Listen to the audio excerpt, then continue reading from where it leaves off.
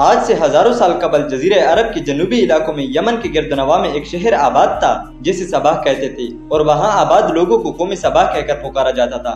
یہاں کے لوگ نہایت نعمتوں اور راحتوں میں تھے، ہر طرف لہلہاتی فصلیں اور پھل سے لدے درخت موجود تھے، مگر یہ قوم شرک میں مبتلا تھی اور سورج کی پوجا کیا کرتی تھی۔ جب وہاں کے بادشاہ شراجیل بن مالک کی موت ہوئی تو اس کی بیٹی بلقیس نے حکومت کی باغ ڈور سنبھالی۔ بعض مورخین نے لکھا ہے کہ بلقیس کے والدین میں سے ایک جنات میں سے تھے، مگر اس نظریے کی کوئی واضح دلائل نہیں ملتی۔ ملکہ بلقیس ایک قابل عورت تھی جس نے یمن پر 9 سال نہایت خوبصورتی سے حکومت کی۔ دنیا کے بیشتر علاقوں میں جو تجارت ہوتی تھی وہ سبائیوں کے ہاتھ میں تھی۔ یہی وجہ تھی کہ یہ قوم نہایت ہی دولت مند تھی، مگر یہ وہ زمانہ تھا جب مشرق سے مغرب تک ایک عظیم موحد بادشاہ کی طاقتور حکومت اور جاہ و جلال کا ڈنکا بجتا تھا، جسے تاریخ میں سلیمان ابن داؤد کے نام سے جانا جاتا ہے۔ حضرت سلیمان علیہ السلام کی حکومت دنیا کی بیشتر ممالک میں تھی، جس کا دارالخلافہ یروشلم شہر تھا۔ آپ کو ہوا، جنات، چرند و پرند اور جانور پر حکمرانی عطا کی گئی تھی۔ ڈیئر ویورز، یہ سب ہوا کیسے؟ یعنی اللہ نے سلیمان علیہ السلام کے لیے ہوا کو کیسے مسخر کیا اور جنات، چرند پرند کو سلیمان کے کیسے تابع بنایا؟ یہ ہوا ایسے کہ حضرت سلیمان علیہ السلام بہت زیادہ عبادت گزار تھے۔ آپ نے جہاد کے لیے گھوڑے پال رکھے تھے۔ ایک دن آپ ان گھوڑوں کی دیکھ بھال میں بہت مگن تھے تو آپ کی عصر کی نماز یا کوئی معمول کی عبادت تھی جو قضا ہو گئی۔ آپ علیہ السلام کو آیا غصہ کہ میں کیسے ان گھوڑوں میں مشغول ہو کے اللہ کو بھول سکتا ہوں، تو آپ نے حکم دیا کہ ان سارے گھوڑوں کو ذبح کر ڈالو، کیونکہ یہی مال ہے جس نے مجھے اللہ کے ذکر سے غافل کیا۔ جب سارے گھوڑوں کو ذبح کیا گیا تو خیال آیا کہ جنگ تو انہی گھوڑوں سے ہوتی ہے، تو پھر اللہ سے دعا مانگی کہ اے اللہ مجھے ایسی بادشاہت دے دے کہ میرے بعد وہ کسی کو بھی نہ ملے۔ اللہ نے آپ علیہ السلام کی دعا قبول کی۔ ایک دن کا واقعہ ہے کہ حضرت سلیمان علیہ السلام نے دربار لگایا تو جن و انس، جانور اور پرندے سب کے سب حاضر ہوئے، مگر ان کا چہیتا پرندہ ہدہد غائب تھا۔ آپ نے پوچھا ہدہد کہاں ہے؟ جب وہ نظر نہ آیا تو سلیمان علیہ السلام نے فرمایا اگر وہ اپنی غیر حاضری کی کوئی مناسب وجہ پیش نہ کر سکا تو یقیناً میں اسے سخت سزا دوں گا یا اسے ذبح کر دوں گا۔ ابھی یہ گفتگو ہو ہی رہی تھی کہ ہدہد حاضر ہو گیا۔ پوچھا گیا تم کہاں تھے؟ ہدہد نے بڑے احترام سے جواب دیا کہ اے اللہ کے پیغمبر، میں ایک ایسی چیز کی خبر لایا ہوں کہ تجھے اس کی خبر ہی نہیں۔ میں اڑتے اڑتے ایسے ملک پہنچ گیا جہاں میں نے لوگوں کو شرک میں مبتلا دیکھا۔ وہ اللہ کو چھوڑ کر سورج کی پوجا کرتے ہیں۔ ان کی ایک رانی ہے جسے وہ بلقیس کے نام سے پکارتے ہیں۔ وہ ایک بہت بڑے تخت پر بیٹھ کر حکومت کرتی ہے۔ اس کے تخت میں قیمتی ہیرے، جواہرات، لال زمرد جڑے ہوئے ہیں، اور اس کے پاس تمام شاہی سامان آرائش و نمائش کے موجود ہیں۔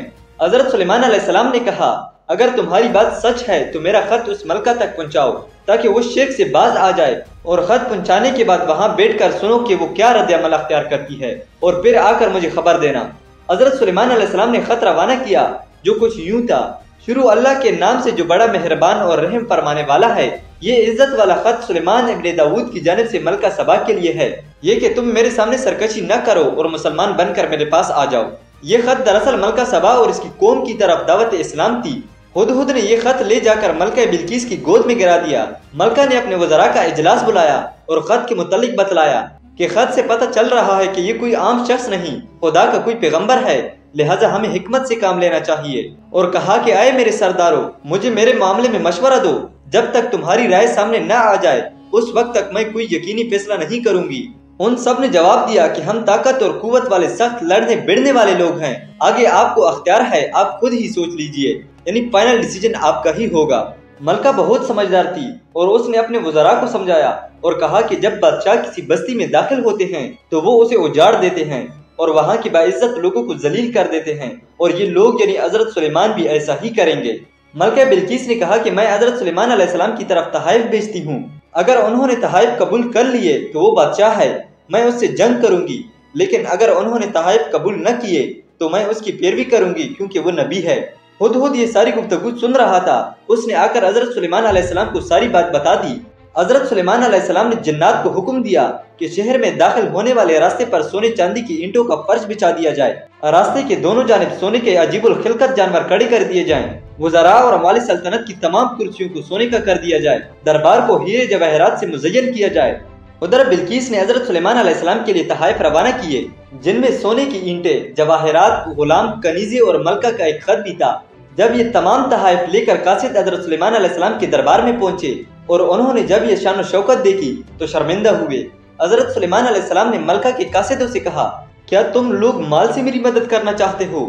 मगर देख लो जो कुछ अल्लाह ने मुझे दे रखा है वो उससे भी ज्यादा है जो तुम्हें दिया है, लिहाजा तुम्हारा ताइफ तुम्हें मुबारक हो। अब तुम अपने तहाइफ के साथ वापस जाओ और अपनी मलका से कहना कि हमारा इंतजार करे, हम इनके मुकाबले पर वो लश्कर लाएंगे जिनका मुकाबला करने की उनमें ताकत नहीं, और हम उन्हें जलीलो पस्त करके वहां से निकाल बाहर करेंगे। जब ये खबर मलका बिल्किस को पहुंची तो वो समझ गई कि ये वाकई अल्लाह के नबी हैं, लिहाजा उसने जंग के बजाय हजरत सुलेमान अलैहिस्सलाम के दरबार में हाजिर होकर अपनी इताअत का यकीन दिलाने का फैसला किया। जब हजरत सुलेमान अलैहिस्सलाम तक ये पैगाम पहुंचा तो आपने अपने दरबारियों से कहा कि तुम में से कौन उस मलका का तख्त मेरे पास ला सकता है कबल इसके कि वो लोग फर्माबरदार होकर मेरे पास आ जाएं। तो एक कवि हेकल जिन ने कहा कि आपका दरबार बर्खास्त होने से पहले मैं उसे ला सकता हूँ, मैं इस काम की पूरी कुव्वत रखता हूँ और अमानतदार भी हूँ। फिर एक और शख्स जिसके पास किताब यानी ज़बूर का इल्म था उसने कहा कि मैं तख्त को आपकी पलक झपकने से कबल ही ला दूंगा। फिर हजरत सुलेमान अलैहिस्सलाम ने उस तख्त को अपने पास मौजूद पाया तो पुकार उठे, ये मेरे परवरदिगार का फजल है ताकि वो मुझे आजमाए कि मैं शुक्र करता हूँ या नाशुक्री, और जो शुक्र करता है तो उसका शुक्र उसके अपने ही लिए मुफीद है, और अगर कोई नाशुक्री करे तो मेरा परवरदिगार बेनियाज है और अपनी जात में बुजुर्ग बरतर है। मुफस्सिरीन के मुताबिक वो शख्स हजरत सुलेमान अलैहिस्सलाम का एक दोस्त था जिसका नाम आसिफ इब्न बरखी बताया जाता है, और बाज़ ने लिखा कि वो आपका खालाजाद भाई था, वल्लाहु आलम। कहा जाता है कि उस तख्त की लंबाई 80 हाथ, चौड़ाई 40 हाथ और ऊंचाई 30 हाथ थी। उसमें मोती, सुर्ख, याकूत, सब्ज़ ज़मुर्द जड़े हुए थे। हजरत सुलेमान अलैहिस्सलाम ने उस तख्त में कुछ चेंजेस करने को कहा, मलका सबा को सरप्राइज्ड और कंफ्यूज करने के लिए। जब मलका बिल्किस हजरत सुलेमान अलैहिस्सलाम के दरबार में हाजिर हुई तो हजरत सुलेमान अलैहिस्सलाम ने कहा, ये तख्त जरा आप देखिए, क्या आपका तख्त भी इसी तरह का है? तो वो बहुत हैरान हो गई और कहने लगी कि ऐसा लग रहा है कि ये वही है, यानी ये वो है तो नहीं लेकिन ऐसा लग रहा है कि गोया कि ये वही है। अब उसके तो वहमो गुमान में भी नहीं था कि सेकंडों में ये वहां से उड़कर यहाँ आ सकता है। फिर वो कहने लगी कि हमें तो आपकी सच्चाई पहले ही मालूम हो चुकी है, यानी कि आप अल्लाह के नबी हैं और हम फर्माबरदार यानी मुसलमान हो चुके हैं। और एक और जरूरी बात, हजरत सुलेमान अलैहिस्सलाम ने मलका सबा के आने से पहले शीशे का एक ऐसा फर्श बनाने का हुक्म दिया था कि जिसके नीचे पानी अपनी पूरी आबोताब में बह रहा हो और जिसमें मछलियां और दूसरी आबी जानवर भी मौजूद हों, और फर्श ऐसा होना चाहिए कि शीशा नजर ना आ रहा हो, यानी ऐसा लगे कि ये पानी का तालाब है। इसके बाद मलका बिल्किस से कहा गया कि महल में दाखिल हो जाइए। तो जब उसने शीशे के फर्श को देखा तो समझी कि ये पानी है जिसमें चलने के लिए मलका बिल्किस ने अपने पांचे अपने टखनों से ऊपर किए। तो सुलेमान अलैहिस्सलाम ने फरमाया, बिलाशुबा चली आइए, ये तो बस शीशे का एक फर्श है। या मरहबा। मलका बिल्किस ऊपर चलती रही और नीचे मछलियां तैरती रहीं।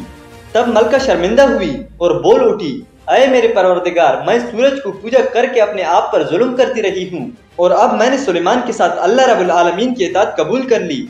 लिहाजा बिल्किस पर यह जाहिर हो गया कि जिस तरह वो शीशे के सहन को पानी का लहरे मारने वाला गहरा हौज समझ बैठी, उसी तरह उसने और उसके कौम ने सूरज की चमक और दमक देखकर उसे माबूद और खुदा समझ बैठे। उसे अपने फाश गलती पर निहायत ही शर्मिंदगी हुई। बाज़ मुअर्रिखीन ने लिखा कि इस वाक़े के बाद मलका सबा हजरत सुलेमान अलैहिस्सलाम के निकाह में आ गई।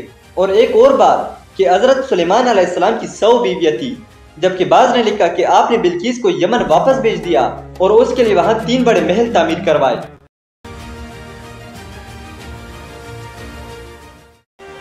सब्सक्राइब।